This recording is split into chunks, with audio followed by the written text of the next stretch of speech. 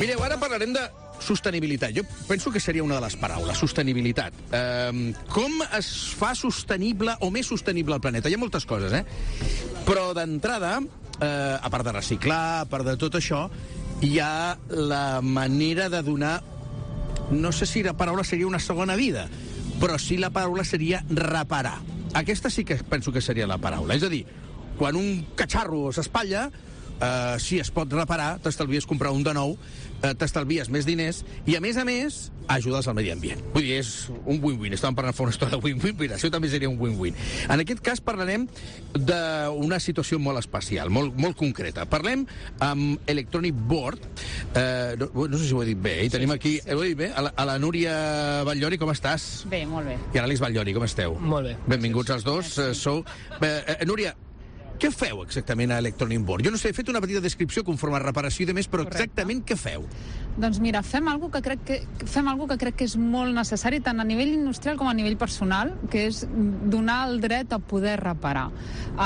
Vivim en una societat, i nosaltres vivim dins de la indústria, en el que els fabricants ens intenten inculcar el concepte de que quan algú se t'espatlla, l'única solució que tens és llançar i comprar alguna nou, amb la qual cosa entrem en un consum continu, que penso que no és bo per la societat, pel planeta, com comentaves abans, etc. Llavors el que volem és fer veure a la indústria de que qualsevol equip que se li espatlli se li pot donar una segona opció reparant. Llavors oferim el servei de reparació d'aquests equips, amb la qual cosa és un win-to-win, com bé comentaves, pel planeta, però a més a l'empresa li donem una solució molt més sostenible i rentable. Clar, és més econòmic reparar que no comprar una cosa nova, no? Exacte. Perquè quan parlem d'aquest tipus d'aparells, de què aparells estem parlant? És qualsevol tipus d'equip que et pots trobar dins d'una màquina que forma part d'un procés de producció. Estem parlant de variadors, fonts d'alimentació, displays, tota la part electrònica industrial. Aquí toquem qualsevol tipus i a més sigui del fabricant que sigui. És a dir, sempre hi ha com els fabricants que tenen més presència dins del mercat, però nosaltres no estem especialitzats en un concret, sinó que oferim el servei de reparació per qualsevol tipus. D'acord, parlaves de les fonts d'alimentació, que a vegades quan es trenca una font d'alimentació el que s'acostuma és a posar una nova. Correcte. A posar una nova, Bé, només equips d'electrònica industrial. Sí, és en el que estem especialitzats. Reparem i venem. Tenim els dos serveis. Les dues coses, en aquest cas. Bé, com neix tot això? Això neix arrel... nosaltres vam començar com a empresa familiar, petitonets, llavors venim de la necessitat que va veure el nostre pare en el seu dia, doncs que a la indústria hi havia aquest problema de que quan anava a parlar amb el cap de manteniment se li espatllava un equip i l'única alternativa que tenia era he de contactar amb el fabricant em dona un plaç d'entrega de 3 mesos, el cost d'aquest recanvi és un dineral. Llavors es va plantejar com de dir, ostres, li podem donar una segona oportunitat a tot això, no pot ser que entrem dins aquesta roda sense fi. Llavors es va començar a veure l'opció de poder reparar aquests equips i a dia d'avui vam començar a nivell molt petitó, vam començar a Mataró, però a dia d'avui treballem per tota Europa, treballem per Llatinoamèrica, tot i que nosaltres estem aquí, seguim aquí a casa, però ja... I la central la teniu a casa, bàsicament. Correcte, a Mataró. O sigui, però ja treballeu per tot arreu, per tota Europa. Sí, al final per nosaltres no existeixen fronteres. No, molt bé, mira, escolta, la Unió Europea, fantàstic, ja va bé, aquestes converses del Majestic, va molt bé tot això, Llavors, a Sud-amèrica també, tot el planeta, bàsicament, no? Sí. Ostres, i com us van trobar? Com heu crescut tant? Bueno, però al final, a dia d'avui també, a través de Google, internet, no hi ha fronteres, pots arribar on vulguis, no? Llavors, però és una qüestió de filial, és a dir, per exemple, a Sud-amèrica, és una qüestió de filial o és una qüestió que aneu vosaltres allà? Anem nosaltres allà, llavors potser el tema de la reparació és una miqueta més complexa, però la venda d'equips que allà ells no aconsegueixen trobar, doncs nosaltres sí que els podem oferir. I des d'aquí ja podeu portar les peces fins allà. Perquè tenim un dels estocs més grans a nivell europeu de material obsolet, i si hi ha algun cop en algun client li sorgeix alguna necessitat d'un equip que nosaltres no el tenim, tot i així treballem per poder-lo oferir. Quan pot estalviar una empresa amb tot això? Mira, l'Àlex acaba de somriure. El tinc aquí marginat, Àlex. Perdona, m'he enganxat amb la teva germana a xerrar i el tinc aquí marginat. A mi em passaria el mateix. La teva pregunta és... Depèn molt del cas. Per què? Perquè quan nosaltres canviem un equip, quan el client decideix reparar o comprar un equip de segona mà, no només l'estalvi està en la diferència de preu amb comprar-lo nou, sinó que pensa que els equips formen part d'una màquina més gran. És a dir, moltes vegades ens trobem indústries, a més indústries grosses, automòbil, farmacèutica, alimentació, tenen màquines que la inversió d'aquella màquina són milions, no? Al cap de 25 anys aquestes màquines funcionen perfectament, segueixen funcionant, segueixen produint i són eficients i el client està content amb les màquines, però se'ls espatlla un variador i aquest variador ja no està en estoc i està obsolet. Se'n van a la casa i la casa de... Però si diu que això ja no... Això no ho fabriquem, ja. Això no ho fabriquem, te l'has de comprar nova. Clar. Bueno, és normal. Quina notícia, És normal perquè és el seu negoci. També és veritat. Han de fer això, no? Però clar, de cara al client, hosti, això és una putada gegant, perquè estem parlant d'un altre cop una inversió de milions d'euros en una nova màquina quan l'únic que t'ha fallat és un variador, no? I a més, ni el servei tècnic de la casa del variador ni el de la màquina et donen el servei de reparació perquè els dos et volen vendre sempre la nova versió. Nosaltres el que fem és reparar-lo o el tenim en estoc, reparat i amb garantia, la mateixa que et donaria el fabricant, i te'l subministrem. Ja, clar, aquestes reparacions van amb garantia, evidentment, no? Sempre amb garantia, Tu estàs al departament tècnic, no? Correcte. Primer, com és treballar amb la teva germana? Va, quines mirades.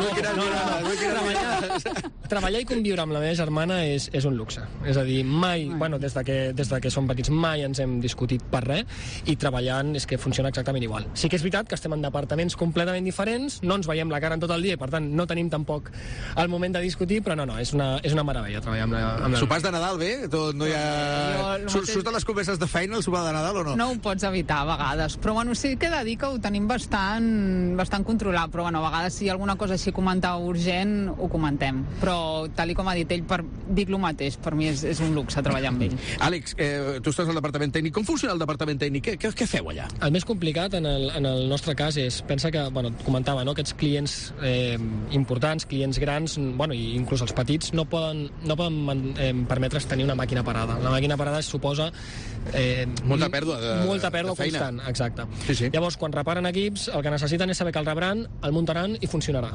I nosaltres, la nostra feina és reparar-lo, però evidentment és provar-lo.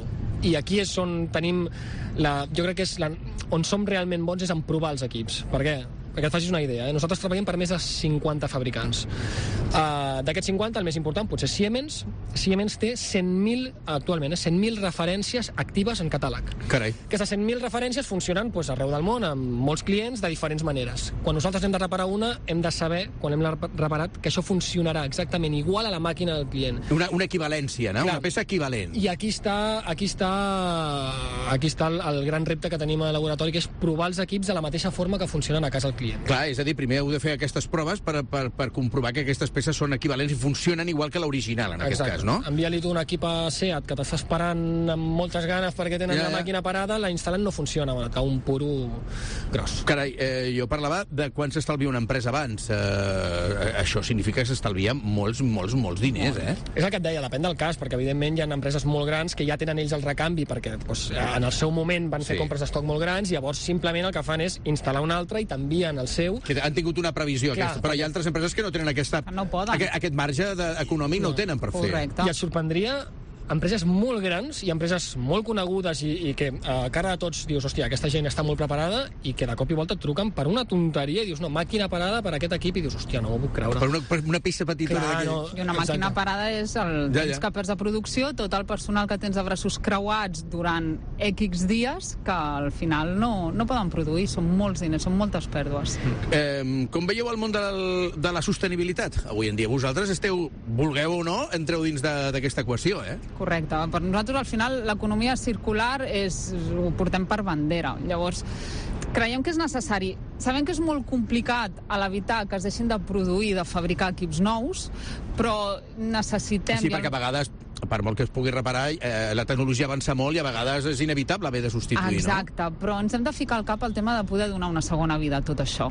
Allargar la vida útil de tots aquests equips, i ara estem parlant a nivell industrial, però és exactament el mateix a nivell domèstic i a nivell que ens podem trobar a casa cada dia, perquè al final estem produint coses que el dia de demà, quan s'espatlli, acabarà en una brossa, amb la qual hem gastat recursos econòmics, hem gastat recursos del planeta, i el nostre planeta crec que estem en un moment en el que ens està dient fins aquí. Fa dies ja que ens diu fins aquí. Exacte. Ja fa dies que Llavors, diu fins aquí. Penso que hem de començar a donar una volta a tot això, a trobar un equilibri i a posar una miqueta més de consciència. I a més, tal com parlava l'Àlex, a vegades aquests equips deixen de funcionar, els grans i els petits, per una peça petitona que espatlla tota la resta. Correcte.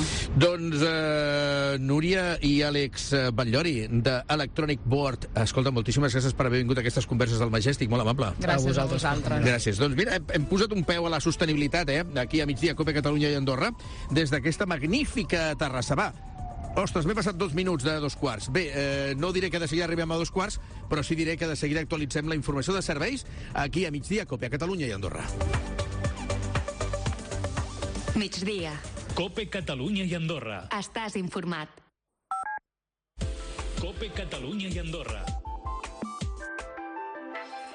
7 de cada 10 personas atendidas por Cáritas Barcelona no disponen de una vivienda digna. Los alquileres no dejan de aumentar y los sueldos no llegan a cubrir